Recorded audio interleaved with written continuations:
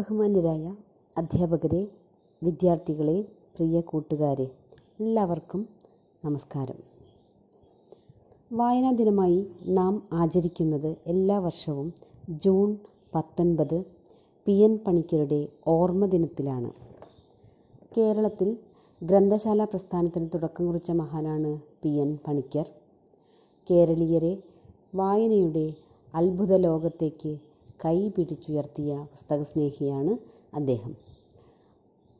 അറിവിലേക്ക് എത്താനുള്ള ഏറ്റവും മഹത്തായ സ്രോതസ്സുകളാണ് പുസ്തകങ്ങൾ. ആ പുസ്തക ലോകത്തേക്ക് എത്തിച്ചേരാൻ വായനയിലൂടെ മാത്രമേ സാധിക്കൂ. വായന നമ്മുടെ ചിന്തകളെയും സ്വപ്നങ്ങളെയും ഉദ്ദീപിപ്പിക്കുന്നു. അത് നമ്മിൽ ധാർമ്മിക മൂല്യം ഊട്ടിയുറപ്പിക്കാൻ വളരെയധികം സഹായിക്കുന്നു. വായനയിൽ നിന്നും വഴിമാറിക്കൊണ്ടിരിക്കുന്ന ഒരു തലമുറയാണ് ഇന്നത്തേത്. വായനയുടെ പ്രാധാന്യത്തെക്കുറിച്ച് ഓർമ്മിപ്പിക്കുകയാണ് ഓരോ വായനാ ദിനവും. ഇൻ്റർനെറ്റിലും സമൂഹ മാധ്യമങ്ങളിലും ലഭിക്കുന്ന അറിവുകളേക്കാൾ എന്തുകൊണ്ടും ശ്രേഷ്ഠമായ ഒന്നാണ് പുസ്തക വായന.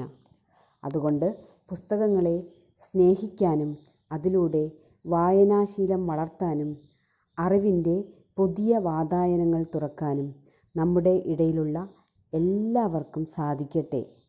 നന്ദി, നമസ്കാരം. किताबें परिपूर्ण मनोरंजन है, कोई विज्ञापन नहीं, कोई बैटरी नहीं, हर पैसे के बदले घंटों का आनंद. नमस्ते, सबको सादर प्रणाम. हाँ, किताबें हमें घंटों का आनंद देती है.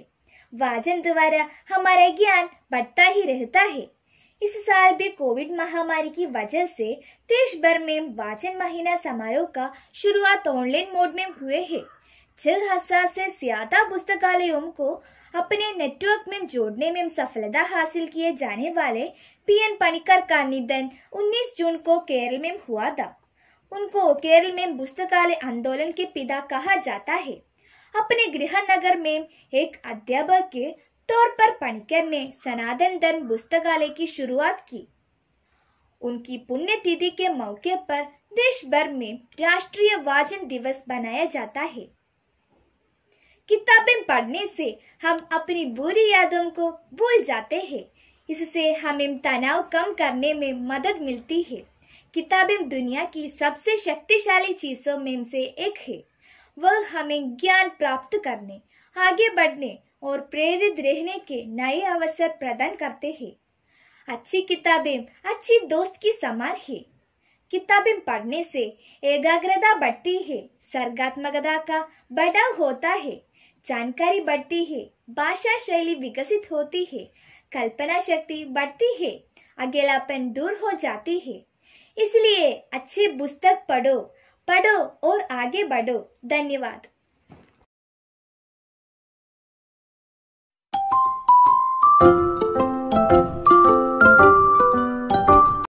नमस्कार, मैं आज हरिशंकर परसाई की बोलाराम का जीव नामक कहानी लिख रही हूँ. इसमें बोलाराम नामक व्यक्ति के लगातार 5 वर्ष से पेंशन न मिलने की हेतु संघर्ष करने का मार्मिक चित्रण है. बोलाराम जबलपुर के घोमपुर मोहल्ले का निवासी है. लगभग 60 वर्ष की है. उसकी एक पत्नी, 2 लड़के और 1 लड़की है. सरकारी नौकर था. 5 साल पहले रिटायर हो गया था. पेंशन मिलना बाकी था. सरकारी कर्मचारी और भ्रष्ट अधिकारियों के कारण उसको पेंशन न मिला था. जिंदगी से लड़ते लड़ते एक दिन उसकी मृत्यु हो जाती है और उसका जीव जो है यमलोक नहीं पहुंच पाता तो उसके जीव को ढूंढने के लिए नारद रवाना हो जाते हैं. और जब वह बोलाराम के पत्नी के पास पहुंच जाता है तो पत्नी कहती है, गरीबी की बीमारी के कारण मृत्यु हो गई है. घर में खाने के लिए कुछ नहीं बचा है. अगर आप कर सकते हैं तो उनके पेंशन दिलवा दो तो बच्चों का गुजारा हो जाएगा. नारद पेंशन कार्यालय गए और वहाँ के साहब से मिले तो साहब ने कहा, आप नहीं जानते यहाँ भी कुछ पुण्य दान करना पड़ता है. अगर बोलाराम का पेंशन का पेपर मिलना है तो कुछ वजन रखना चाहिए.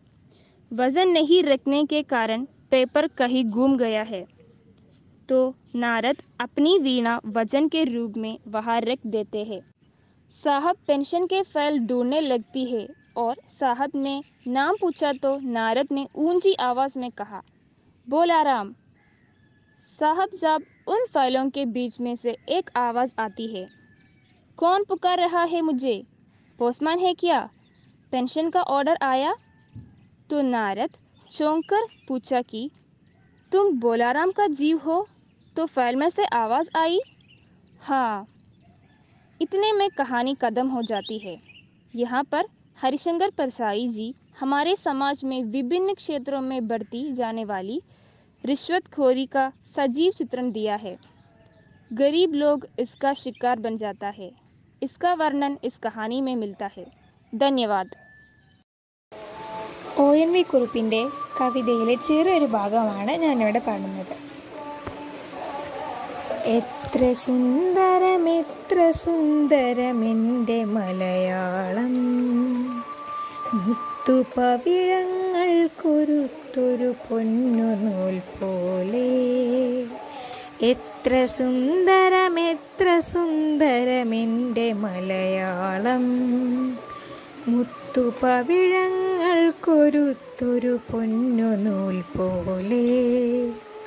മണ്ണിൽ വീണു കുരുത്തനെന്മണി വിത്തുമുള പൊട്ടി, മിന്നുമീരില വീശിടുമ്പോൾ എത്ര ഈരടികൾ.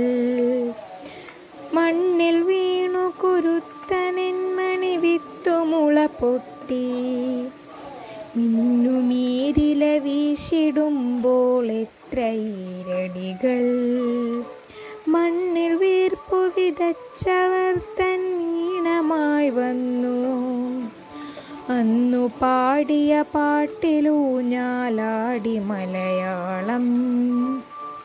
എത്ര സുന്ദരമെൻ്റെ മലയാളം, മുത്തുപവിഴങ്ങൾ കൊരുത്തൊരു പൊന്നു നൂൽ പോലെ.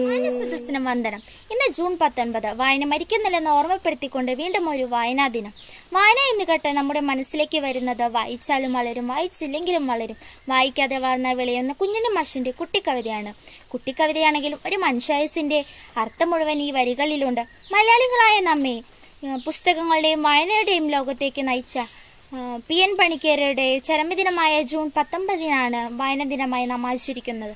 ലോകം മുഴുവൻ വിരൽത്തുമ്പിൽ എത്തി നിൽക്കുന്ന ഈ സാഹചര്യത്തിൽ വായനയെ ഒഴിവാക്കി മറ്റു മാർഗങ്ങളിലേക്കാണ് നാം പോകുന്നത്. വായന നമ്മളിലെ ചിന്തകളെയും സാഹിത്യ അഭിരുചികളെയും പരിപോഷിപ്പിക്കുന്നു. ഏറ്റവും ചെലവ് കുറഞ്ഞതും എന്നെന്നും ഫലം ലഭിക്കുന്നതുമായ ഒരു വിജ്ഞാന ഉപാധിയാണ് വായന. വായന നമ്മളിലെ ചിന്തകളും അറിവുകളും മാനസിക ഉല്ലാസവും തരുന്ന ഒന്നാണ്. വായനയുടെ പ്രയോജനങ്ങൾ ഇതിനൊക്കെ അപ്പുറമാണ്. അത് പൊതുവായ ചില ധർമ്മങ്ങൾ നിർവഹിക്കുന്നത് പോലെ ഓരോ വ്യക്തിക്കും പ്രയോജനം ചെയ്യുന്നുമുണ്ട്. ഓരോ ആൾക്കും ഓരോ തലത്തിൽ അതിൻ്റെതായ പ്രാധാന്യം അർഹിക്കുന്നു. ചിലർക്ക് ഭൗതികമായ കാര്യങ്ങളിലും ചിലർക്ക് ചിന്താശക്തിയുടെ വളർച്ചയിലുമാണ്. മറ്റു ചിലർക്ക് ഭാവനയിലും സർഗവാസനയും കൂട്ടുവാനും ഇത് സഹായിക്കുന്നു.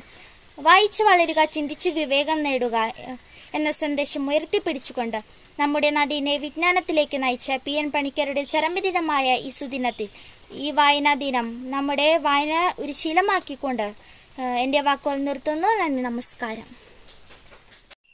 नमस्ते. चीला और मुर्गी.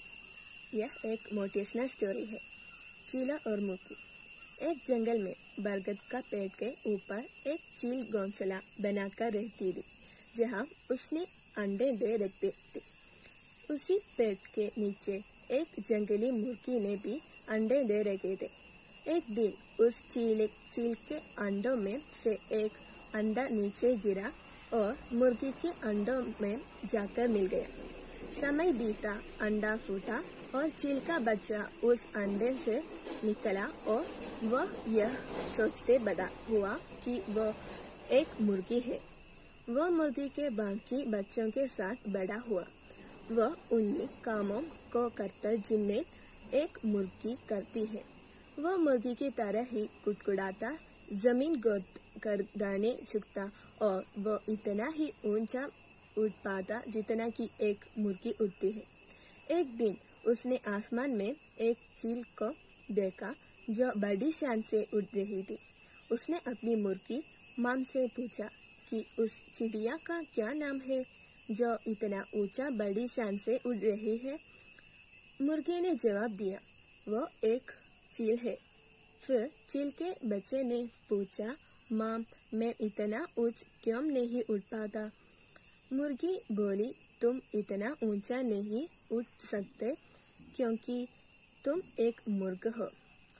उसने मुर्गी की बात मान ली और मुर्ग की जिंदगी जीता हुआ एक दिन मर गया।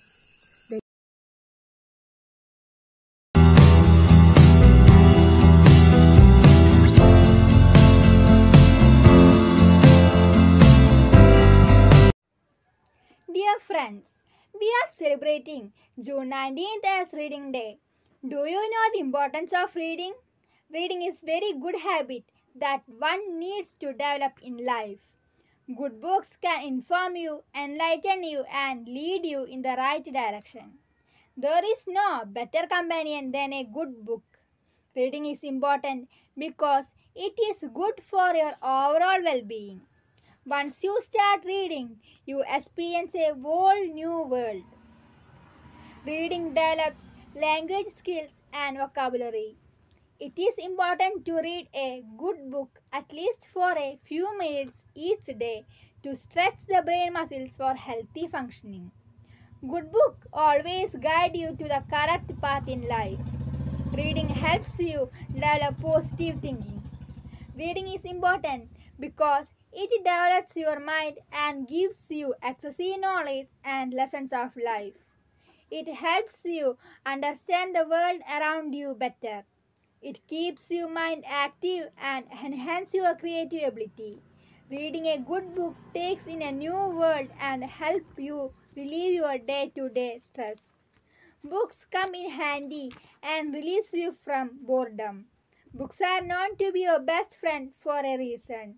So, it is very important to develop a good reading habit. We must all read on a daily basis for at least 30 minutes to enjoy the sweet fruit of reading. Reading a good book is the most enjoyable experience one can have. I conclude my words by reminding you famous words of Francis Bacon.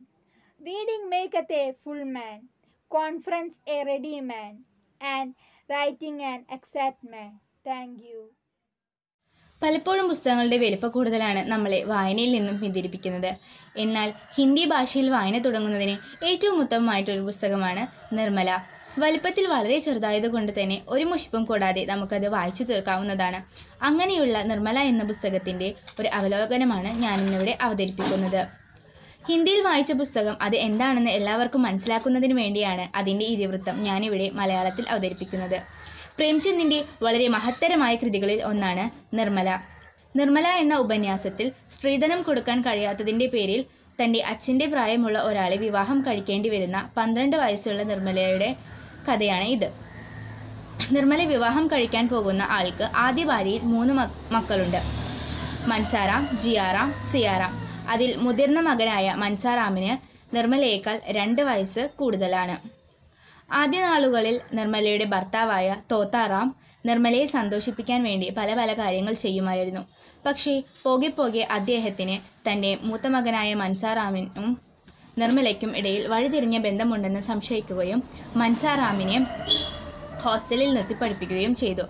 പലപ്പോഴായി നിർമ്മല മൻസാറാമിനെ വീട്ടിലേക്ക് കൊണ്ടുവരാൻ ആവശ്യപ്പെട്ടിരുന്നുവെങ്കിലും തോത്താറാം അതിന് വഴങ്ങിയില്ല. പക്ഷേ തൻ്റെ അച്ഛന് തന്നിൽ എന്തോ സംശയമുണ്ടെന്ന് മനസ്സിലാക്കിയ മൻസാറാം ദുഃഖിതനാവുകയും അസുഖത്തിന് കീഴടങ്ങി മരണം സംഭവിക്കുകയാണ് ചെയ്യുന്നത്. തോത്താറാമിന് കുറ്റബോധം തോന്നുകയും തൻ്റെ മറ്റു 2 മക്കളെയും നന്നായി വളർത്താൻ അദ്ദേഹം ആഗ്രഹിക്കുകയും ചെയ്യുന്നു. പക്ഷേ മൂത്ത മകനായ മൻസാറാമിൻ്റെ മരണത്തെ തുടർന്ന് വീട് വിട്ട് ഇറങ്ങുകയാണ് ചെയ്യുന്നത്. നിർമ്മല തൻ്റെ 2 മക്കളെയും തോത്താറാമിൽ തനിക്കുണ്ടായ ഒരു മകളെയും തന്നാലാകും വിധം നോക്കി വളർത്തുന്നു. പക്ഷേ വിചാരിക്കും പോലെ വളർത്താൻ നിർമ്മലയ്ക്ക് കഴിയുന്നില്ല. നിർമ്മലയുടെ കഷ്ടപ്പാടിലും ബുദ്ധിമുട്ടിലും മനംനൊന്ത് നിർമ്മല അവസാനം മരിക്കുകയാണ് ചെയ്യുന്നത്. നിർമ്മലയുടെ ദേഹം ആര് ദഹിപ്പിക്കും എന്ന ചോദ്യത്തിന് മറുപടിയായി തോത്താറാം എവിടെ നിന്നോ വന്നെത്തുകയാണ് ചെയ്യുന്നത്. ഇതാണ് ഈ കഥയുടെ ഇതിവൃത്തം.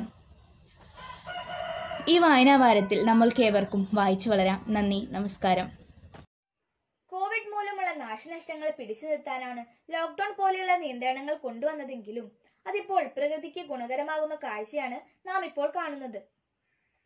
മനുഷ്യരാശിയുടെ 1/3 ഭാഗവും വീട്ടിലിരുന്നപ്പോൾ മനുഷ്യനിബിഡമായ സ്ഥലങ്ങളെല്ലാം ശൂന്യമാവുകയും ആ സ്ഥലങ്ങളിലെല്ലാം ജന്തുജീവജാലങ്ങൾ സ്വൈരവിഹാരം നടത്തുകയും ചെയ്യുന്ന കാഴ്ച നാം പത്രമാധ്യമങ്ങളിലൂടെയും മറ്റും കണ്ടതാണല്ലോ. ഭൂമി മനുഷ്യന് മാത്രം അവകാശപ്പെട്ടതാണെന്ന് ധരിച്ചവർക്കെല്ലാമുള്ള ഒരു ഓർമ്മപ്പെടുത്തലായി മാറുകയാണ് ഈ അടച്ചിടൽ. ഈ അവസരത്തിൽ കഥകളുടെ സുൽത്താൻ എന്നറിയപ്പെടുന്ന വൈക്കം മുഹമ്മദ് ബഷീറിന്റെ ഭൂമിയുടെ അവകാശികൾ എന്ന കൃതിയെക്കുറിച്ചാണ് ഞാൻ ഇവിടെ പറയുന്നത്.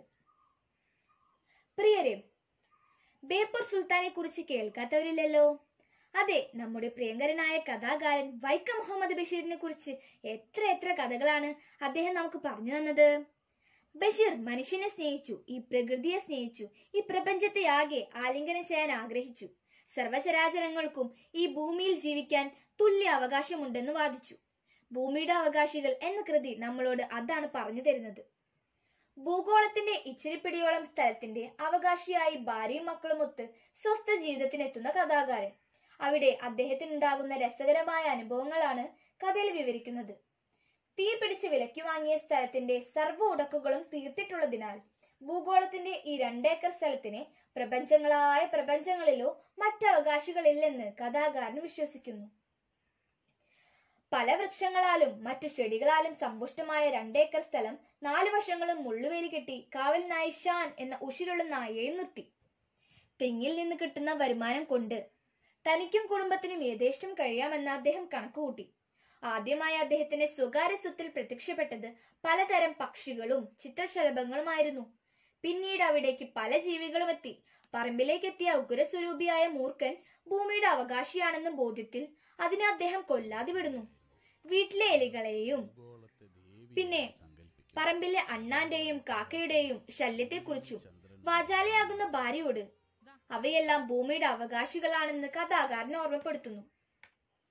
പറമ്പിൽ തുടരെ വീഴുന്ന കരിക്കുകളുടെ എണ്ണം കഥാകാരന്റെ ഭാര്യയെ അലോസരപ്പെടുത്തുന്നു. തങ്ങളുടെ വരുമാന മാർഗം ഇല്ലാതാകുമെന്ന ഭീതിയിൽ ഇവരെ ഇല്ലാതാക്കുന്നതിനായി എലി വിഷം വെക്കുന്നു. ഭാര്യയുടെ ഈ പ്രവൃത്തി തടയാൻ കഥാകാരൻ തന്നാലാകുന്ന വിധം ശ്രമിക്കുന്നുണ്ടെങ്കിലും അതെല്ലാം വിഫലമാകുന്നു. പറമ്പിൽ വെക്കുന്ന വിഷത്തിന്റെ ഫലമായി അനേകം ജീവികൾ ചത്തൊടുങ്ങുന്നു. പക്ഷേ അപ്പോഴും കരിക്കുകൾ വീണുകൊണ്ടേയിരിക്കുന്നു. ഒടുവിൽ എലികളല്ല വാവലുകളാണ് കാരണമെന്ന് ബോധ്യമായപ്പോൾ അവയെ ഇല്ലാതാക്കുന്നതിനായി തന്റെ അമ്മാവന്റെ മകന്റെ അടുത്ത് തോക്കിനായി ചെല്ലുകയും അയാളെ അവർ കൂട്ടിക്കൊണ്ടുവരികയും ചെയ്യുന്നു. അയാളുടെ അഭിപ്രായപ്രകാരം അതിപുരാതനമായ സമീപത്തെ ക്ഷേത്രത്തിനടുത്തുള്ള ആലുകളിലെ സർവ്വ വാവലുകളെയും കൊന്നാലേ കരിക്കിന് രക്ഷയുള്ളൂ എന്ന് അവർ പറയുന്നു. ഈ മഹാവധത്തിൽ നിന്ന് രക്ഷ നേടുവാൻ വാവലുകൾക്കായി കഥാകാരൻ പ്രാർത്ഥിക്കുന്നു. ക്ഷേത്രത്തിന് ചുറ്റുമുള്ളവർ വാവലുകൾ തങ്ങളുടെ പൂർവികരുടെ ആത്മാക്കളാണെന്ന് പറഞ്ഞ് അവയെ കൊല്ലാൻ വന്ന കഥാകാരന്റെ ഭാര്യയെയും അവരുടെ അമ്മാവന്റെ മകനെയുമെല്ലാം അവിടെ നിന്ന് ആട്ടിപ്പായ്ക്കുന്നു. അങ്ങനെ കഥാകാരൻ പ്രാർത്ഥിച്ചതുപോലെ വാവലുകളെല്ലാം തന്നെ ഈ മഹാവധത്തിൽ നിന്ന് രക്ഷ നേടുന്നു. വാവലുകൾ ആരുടെയും പൂർവികരുടെ ആത്മാക്കളല്ല, അവർ ദൈവസൃഷ്ടിയിലെ പറക്കുന്ന ജീവികളാണ്.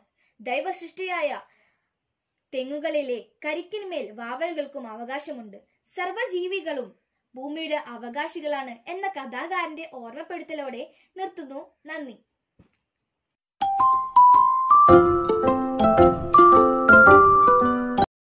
My dear friends, I'm Chinmaya K, going to recite a poem, Macavity the Mystery Cat, written by T.S. Eliot. Macavity is a mystery cat. He is called the Hidden Paw, for he is a master criminal who can defy the law. He is the bafflement of Scotland Yard, the flying squad's despair. For when they reach the scene of crime, Macavity is not there. Macavity, Macavity, there is no one like Macavity. He has broken every human law. He breaks the law of gravity. His powers of levitation would make a fakir stare. And when you reach the scene of crime, Macavity is not there. You may seek him in the basement, you may look up in the air, but I tell you once and once again, Macavity is not there. Macavity is a ginger cat. He is very tall and thin. You would know him if you saw him, for his eyes are sunken in. His brow is deeply lined in thought. His head is highly domed. His coat is dusty from neglect. His whiskers are uncombed. He sways his head from side to side with movements like a snake, and when you think he is half asleep, he is always wide awake. Macavity, Macavity. There is no one like Macavity. Thank you.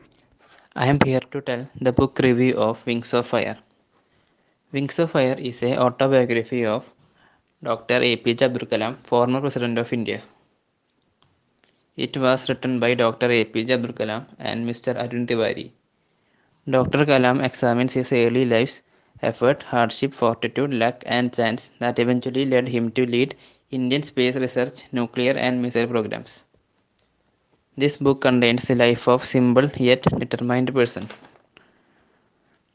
There is so much of knowledge and good things that everybody can extract from this book. This book conveys the message of author that always keep your dream high, goals clear, plan perfect, and do hard work. Thank you.